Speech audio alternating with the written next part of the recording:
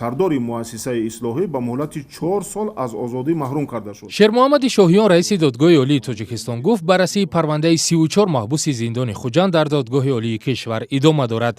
вай афзуд ки ҳамчунин парвандаи ҷиноятии маҳбусони зиндони шаҳри ваҳдат ки дар исьёни ахир айбдор дониста мешаванд дар баррасии додгоҳи олии тоҷикистон қарор дорад. 34 нафар маҳбусоне ки ба ҷиноят даст заданд бо парвандаи онҳо мавриди баррасӣ қарор дорад. парвандаи дуюм нав ворид шуд нисбати 28 нафар маҳбусоне ки ошуб бардоштанд дар муассисаи ислоҳии шаҳри ваҳдат мавриди баррасии суди олӣ қарор дорад. ба гуфтаи раиси додгоҳи олӣ ҳамчунин 4 нафар кормандони муассисаи ислоҳии шаҳри хуҷанд бо шумули раиси ин зиндон ба ҷавобгарии ҷиноятӣ кашида шуданд. шермуҳаммади шоҳиён дар нишасти хабарияш инчунин аз боло рафтани сатҳи ҷинояткорӣ миёни афсарону сарбозони қисмҳои низомии кишвар изҳори нигаронӣ кард.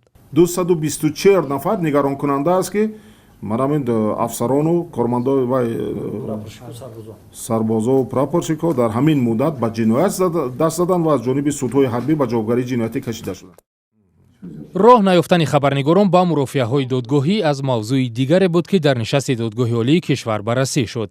шермуҳаммади шоҳиён дар бораи ба таври пӯшида сурат гирифтани мурофиаҳои пурсару садои додгоҳӣ изҳори назар кард.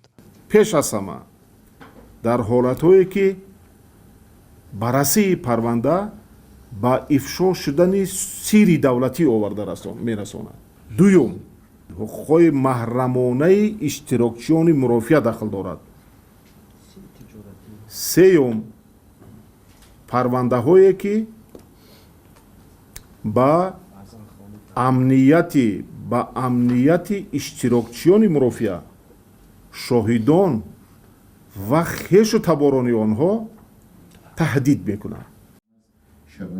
асосан баррасии парвандаҳои аъзоёни ҳизбу ҳаракатҳои мамнӯъ дар тоҷикистон ба таври пӯшида сурат мегирад. зимнан шермуҳаммади шоҳиён раиси додгоҳи олии тоҷикистон гуфт ки то ҳол аъзои ин ҳаракатҳову ҳизбҳои ифротгаро дар фаъолияти худ аз наҳваи қаблӣ истифода мекунанд. ӯ гуфт дархости гурӯҳи 24 барои бозбинии парвандаашон рад карда шуд. якчанд нафаре ки ба суди олӣ расман муроҷиат карда буданд мавқеи онҳо бо мавқеи аъзоёни дигари гурӯҳи 24 мухолиф буд. дар ҳол оно масъалагузорӣ карданд ки не мо мавқеимона дигар карданӣ нестем. хоб чанд нафаре ки муроҷиат кардааст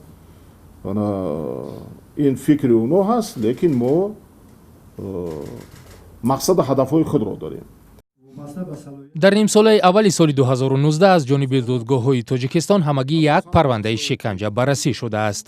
Шамсиддинов Шӯҳрат бо ҳукми суди ҳарбии гарнизони Хуҷанд аз 29 январи соли 2019 ваколатдори оперативии шӯъбаи корҳои дохилии шаҳри Хуҷанд, собиқ ваколатдори оперативии шӯъбаи кортикови ҷиноятӣ раёсати вазорати корҳои дохилии ҷумҳурии Тоҷикистон, рутбааш подполковники милисия бо моддаи 143 прим қисми 3 банди б кодекси ҷиноятии ҷумҳурии Тоҷикистон барои шиканҷа ҷазо дар намуди маҳрум сохтан аз озодӣ ба муҳлати 13 сол. ин дар ҳолест ки дар чанд моҳи ахир мавридҳои дигари шиканҷа ба мисли латукуби як зан ва як мард аз ҷониби маъмурони милиса дар Душанбе ва дар боздоштгоҳ қасди худсӯзии зани 68 сола дар ноҳияи Айнӣ ба матбуот роҳ ёфт.